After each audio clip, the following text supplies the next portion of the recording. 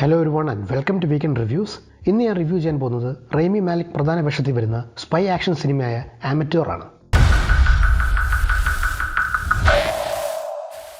ഒരു spy revenge cinema എന്ന് പറയാവുന്ന ഒന്നുകൂടിയാണ് ആമറ്റ്യോർ. CIA ഒരു ക്രിപ്റ്റോഗ്രാഫറാണ് റെയ്മി മാലിക്കിൻ്റെ കഥാപാത്രമായ ചാർലി ഹെല്ലർ. അതായത് ഏജൻസിക്ക് വേണ്ടി സീക്രട്ട് ഇൻഫർമേഷനും കോഡുകളുമൊക്കെ ബ്രേക്ക് ചെയ്യുന്ന ഒരാൾ.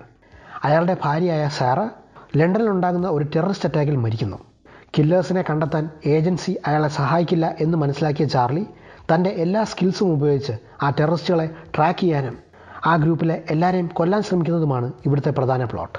വെറും ഒരു ഡെസ്ക് ജോബ് ചെയ്യുന്ന അയാൾക്ക് ഒരാളെ കൊല്ലാൻ പറ്റുമോ എന്നുള്ള മോറൽ കോൺഫ്ലിക്ട്സും സ്ട്രെസ്സുമൊക്കെ ഇവിടെ കാണിക്കുന്നുണ്ട്.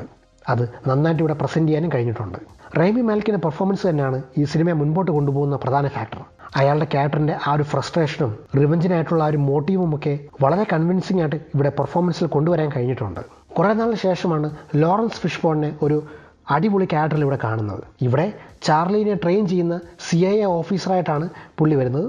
ചാർലി എന്ന ക്യാരക്ടറിനെ ട്രെയിൻ ചെയ്യുന്ന സീനൊക്കെ കാണുമ്പോൾ പണ്ട് 25 കൊല്ലം മുമ്പ് ഇറങ്ങിയ മെട്രിക്സിലെ മോർഫിയസ് എന്ന ക്യാരക്ടറിനെ ഓർമ്മ വരും. അതേ എനർജിയും അതേ സ്വാഗും ഇവിടെ തിരിച്ചു കൊണ്ടുവന്നിട്ടുണ്ട്. അടിപൊളി ക്യാരക്ടറായിരുന്നു. Take it! Point it at my chest! Do it now! Come on, stop trying to hit me and hit me! ഇനി നെഗറ്റീവ്സിലേക്ക് വന്നാൽ ഈ ഫിലിം 2 മണിക്കൂർ 3 മിനിറ്റ് ഉണ്ട്. എഡിറ്റിങ്ങിൽ ലെങ്ത് അല്പം കുറച്ചിരുന്നെങ്കിൽ ഫിലിം കുറച്ചുകൂടെ ഫാസ്റ്റ് ആയിരുന്നേനെന്ന് തോന്നി. എസ്പെഷ്യലി ഒരു സ്പൈ ആക്ഷൻ സിനിമയാകുമ്പോൾ കീപ്പ് ചെയ്യേണ്ട ആ ഒരു ടൈറ്റ് നറേഷൻ ഉണ്ടല്ലോ, അത് ഇടയ്ക്ക് വെച്ച് ഇവിടെ മിസ്സാകുന്നുണ്ട്. ഈസി ആയിട്ട് കട്ട് ചെയ്ത് കളയാവുന്ന ഒരുപാട് സീക്വൻസുകളും ഉണ്ടായിരുന്നു. ടൈം എടുത്ത് കാണിക്കേണ്ട ഇമോഷണൽ സീൻസ് ഉള്ളതുകൊണ്ട് ഇതൊരു നെറ്റ്ഫ്ലിക്സ് മിനി സീരീസ് ആക്കിയിരുന്നെങ്കിൽ കുറച്ചുകൂടെ ബെറ്റർ ആയതിനെന്ന് തോന്നി.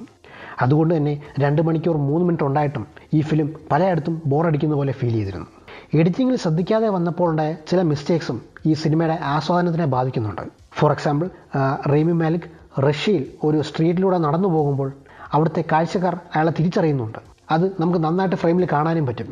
അതുപോലെ മറ്റ് സീനുകളിലൊക്കെ ഫ്രെയിമിൽ നിന്ന് ചില ആൾക്കാർ പെട്ടെന്ന് മിസ്സാകുന്നുണ്ട്. സോ ഇത്തരത്തിലുള്ള കെയർലെസ് ആയിട്ടുള്ള മിസ്റ്റേക്സ് ഇവിടെ ഉണ്ടെന്ന് തോന്നി. ജോൺ ബർത്തലിൻ്റെ ക്യാരക്ടറിനെ വെറുതെ ഇവിടെ കൊണ്ടുവന്നതാണ്.